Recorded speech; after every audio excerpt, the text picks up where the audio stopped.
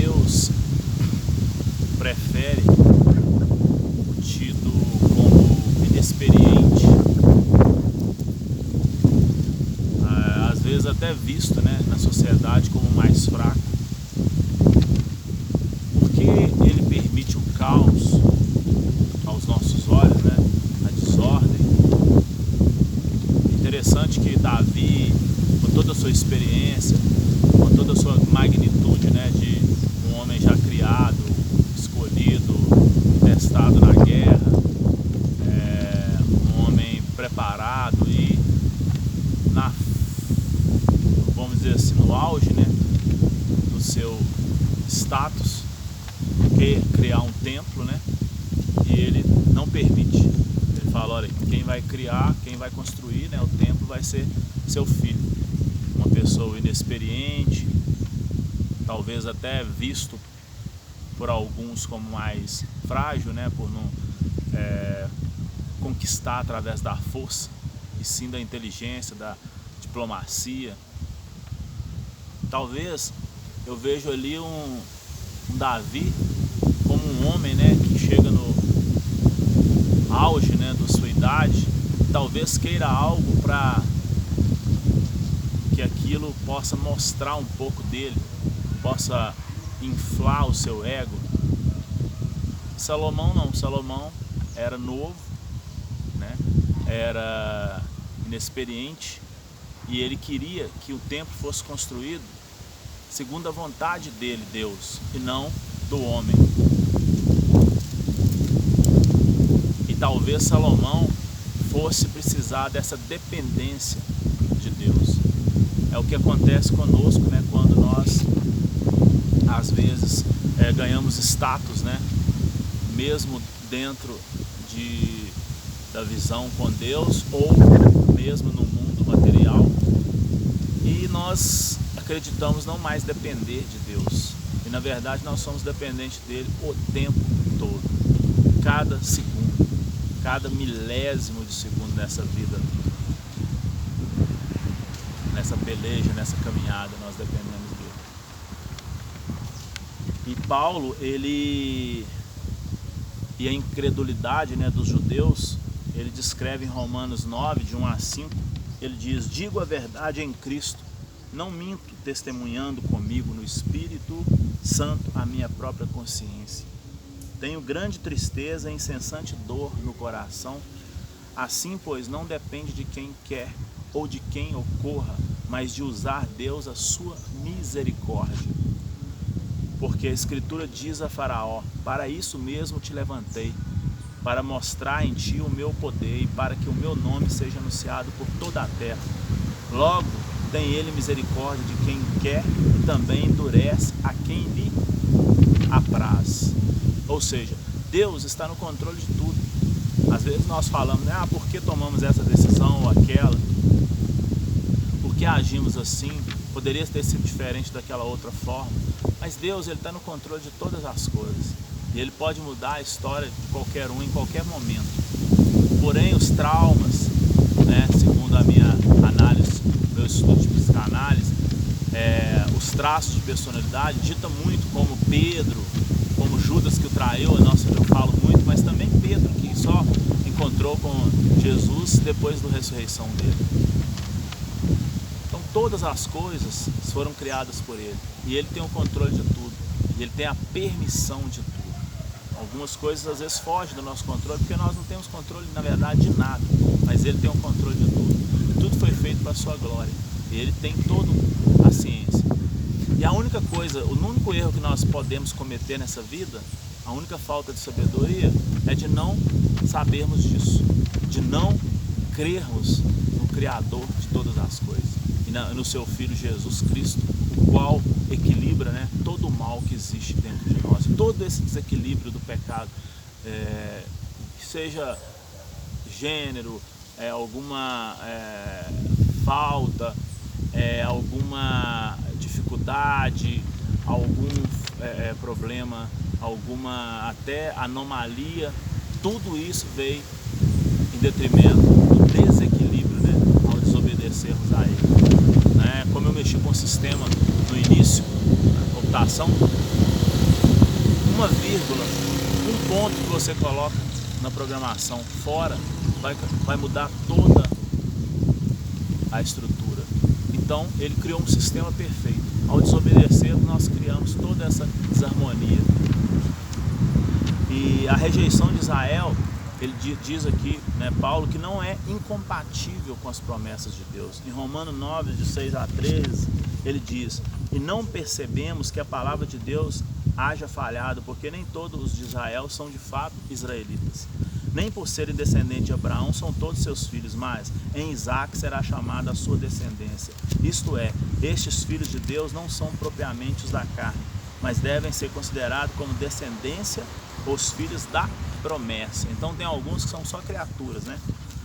Porque a palavra da promessa é essa: por este tempo virei a Sara e terá um filho, e não ela somente, mas também Rebeca ao conceber de um só Isaque, nosso pai.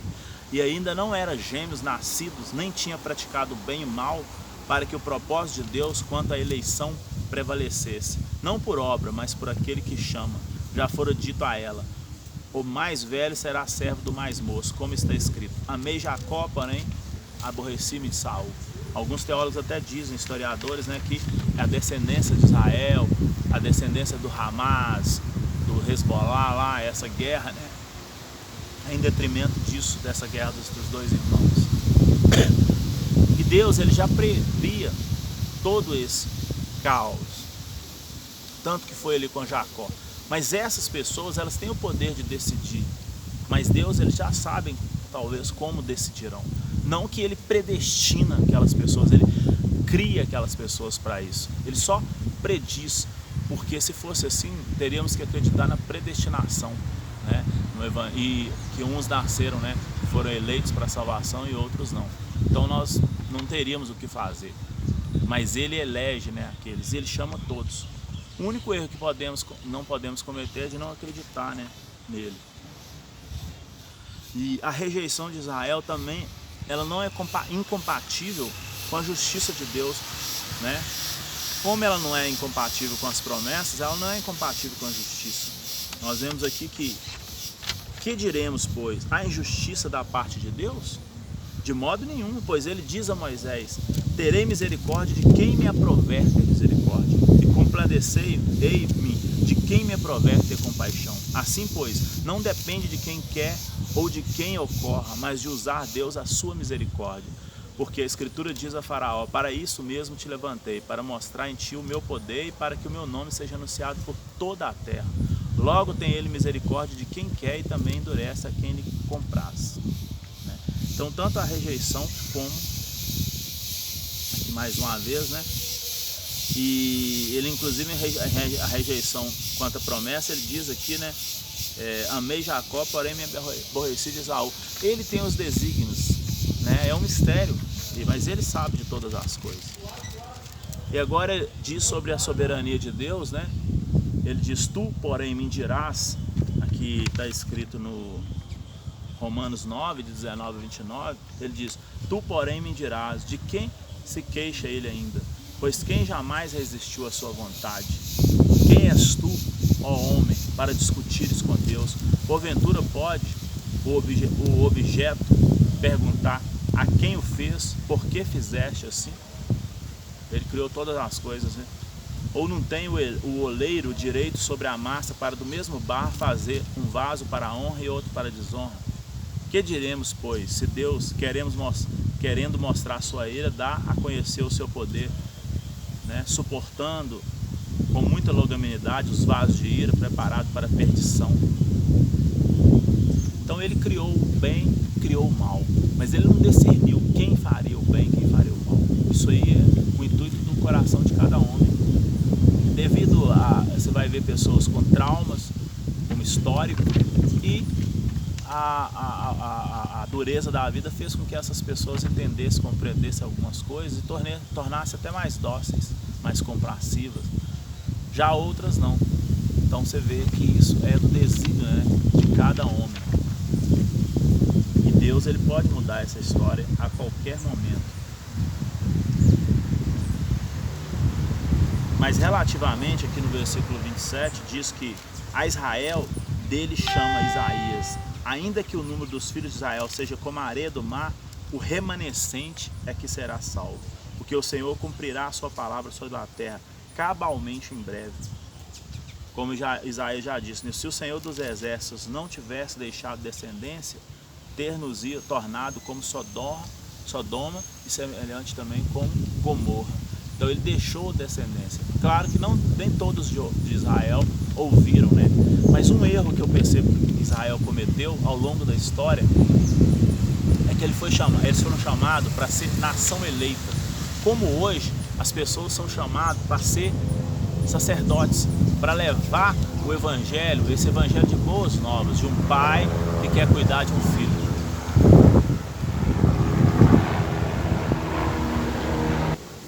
Mas às vezes, como naquela época, Israel achou que era mais bonito, eles eram melhores que as outras nações. Como hoje, às vezes as pessoas pensam assim, como os judeus pensaram sobre os gentios. E na verdade, ele chamou os judeus, ele chamou Israel para ser sacerdote do mundo, para levar as boas novas de um pai que preocupa com o filho. E não porque eles eram melhor que os outros. E ele elegeu eles por isso. E eles se perderam, foram parar na Babilônia, e toda a história que nós podemos ver, né? E até os dias de hoje, devido a esse entendimento equivocado, de se achar melhor simplesmente, né, pela natureza. E não, nem nada que possamos fazer nós possamos alcançar a não ser através da graça. Mas ele tinha um compromisso ali com Jacó, Deus de Abraão, Deus de Isaac, Deus de Jacó, né, e sua descendência, porque eles tiveram compromisso com ele. E isso se perpetuou. Porém, as pessoas, as descendências se perderam por esse motivo. Como as de hoje perdem? Por não ter essa consciência, né, de que não são melhores. Não é pelas obras. Aqui Israel é responsável pela sua rejeição. Olha só o que diz no capítulo 9, de 30 a 33. Que diremos, pois? Que os gentios que não buscavam justificação vieram alcançá-la, todavia, a que decorre da fé? A Israel que buscava a lei e a justiça não chegou a atingir a lei. Por quê? Porque não decorreu da fé, sim como das obras. Tropeçaram na pedra de tropeço, como está escrito: eis que põe em Sião uma pedra de tropeço e rocha de escândalo. Aquele que nela crê não será confundido. E os judeus, eles rejeitaram, né, a justiça de Deus. No capítulo 10 de Romanos diz: irmãos, a boa vontade do meu coração é a minha súplica a Deus a favor deles, são para que sejam salvos. E isso está descrito aqui em Romanos 10, de 1 a 15. Em Romanos ainda continua dizendo que, porquanto desconhecemos a justiça de Deus e procurando estabelecer a sua própria, não sujeitamos a quem vem de Deus, porque o fim da lei é Cristo, para a justiça daquele que crê. Ora, Moisés escreveu que o homem que praticar a justiça decorrente da lei viverá por ela, mas a justiça decorre da fé. Assim diz: não perguntes em teu coração quem subirá ao céu. Isso é para trazer do alto a Cristo. Ou quem descerá ao abismo. Isso é para levantar Cristo dentre os mortos. Olha que palavra muito sábia, né? Se você questionar quem subirá, você está trazendo Deus para aqui? Ou se você disser quem que subirá, né? Quem que vai para o inferno? Então se você mandar alguém para o inferno, você está levando Cristo a descer, né, aqui novamente. Ou se você falar quem vai, né, você está fazendo com que ele desça, ou ele suba, né? Então é interessante que ele diz, né? Quem descerá ao abismo, isso para levantar Cristo dentre os mortos. Então, se você fala quem vai para o inferno, você está levantando Cristo dentre os mortos. Porém, a palavra está perto de ti, na tua boca e no teu coração. Isso é a palavra da fé que pregamos. Então você não tem que julgar, você não tem que criticar, você tem que levar apenas o amor de Cristo. Deus o ressuscitou dentre os mortos, né? E esse que acreditar nisso será salvo, porque com o coração crer e com a justiça da boca confessar a respeito da salvação, né, Por que a justiça? Você acreditar que só através dele poderemos ser justificados por Cristo. Pois a Escritura diz, né? Todo aquele que nele crê não será confundido. Pois não há distinção entre judeus e gregos, e nem entre nenhuma outra nação hoje, uma vez que o mesmo Senhor de todos, rico para com todos os que o invocam. Porque aquele que invocar o nome de Deus será salvo. Como, porém, invocarão se não creem nele, né? E aqui diz ainda que Israel não pode alegar falta de oportunidade. Ainda no 10, né, de 16 a 21, diz que nem todos obedeceram ao Evangelho. Pois Isaías diz, Senhor, quem acreditou na nossa pregação? E assim a fé vem pela pregação e a pregação pela palavra de Cristo. E o que Cristo representa? Mansidão, domínio próprio, amor, longanimidade, né? Quanto a coisas que Paulo diz que não há lei contra isso. Perguntou mais, porventura não será chegado isso ao conhecimento de Israel? Moisés que já dizia, eu vos porei em ciúmes com um povo que não é nação, com a gente insensata, e vos provocarei a ira. E Isaías ainda se atreve a dizer, fui achado pelo que não me procuravam, revelei-me aos que não perguntavam por mim.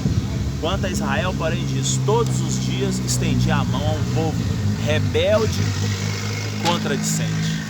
Então Israel foi desobediente, né, também. Como nós lá no princípio, né, na pessoa de Adão, você vê que a história não muda, né? Por isso Israel se perdeu ao longo do tempo. E no capítulo 11, né, ele diz sobre o futuro de Israel. Do 1 ao 10, ele diz, pergunto, pois, terá Deus porventura rejeitado o seu povo? De modo nenhum, porque eu também sou israelita, descendente de Abraão, da tribo de Benjamim. Deus não rejeitou o seu povo a quem de antemão conheceu. E a Escritura refere a respeito de Elias como isto perante Deus contra Israel, dizendo, Senhor, matarão os teus profetas, arrastarão os teus altares, e só eu fiquei, e procuraram tirar minha vida. O povo sempre quis fazer com os profetas por dizer a verdade. E até hoje as coisas não mudam. E aí você vê que diz Davi no 9 aqui, olha só, torne-se-lhe a mesa em laço e armadilha em tropeço e punição, escureçam-se-lhe os olhos para que não vejam e fique para sempre escavada as suas costas. E aí continuando do 11 ao 24, ainda no capítulo 11, ele diz, a rejeição de Israel não é final. Pergunto, pois, porventura tropeçaram para que caíssem? De modo nenhum, mas pela sua transgressão, pelas suas transgressões, veio a salvação dos gentios. E uma indagação, talvez não conheceríamos o amor de Cristo se o homem não tivesse caído. Concorda? Então você vê que os mistérios de Deus são muitos. E nós só conhecemos o amor de Cristo através de pecar, né? Através do pecado, através do cair do homem. Interessante perceber isso, que Deus está no controle de todas as coisas. Ora, se a criação, a transgressão deles redundou em riquezas para o mundo e seu abatimento em riqueza para os gentios, quanto mais a sua plenitude. Então quer dizer, o cair dos judeus significou a redenção dos gentios. Dirijo-me a vós outros que sois gentios, visto pois que eu sou apóstolo dos gentios, glorifico o meu ministério. Então a gente vê aqui claramente, né, que ele deixa aberto, né, para todos.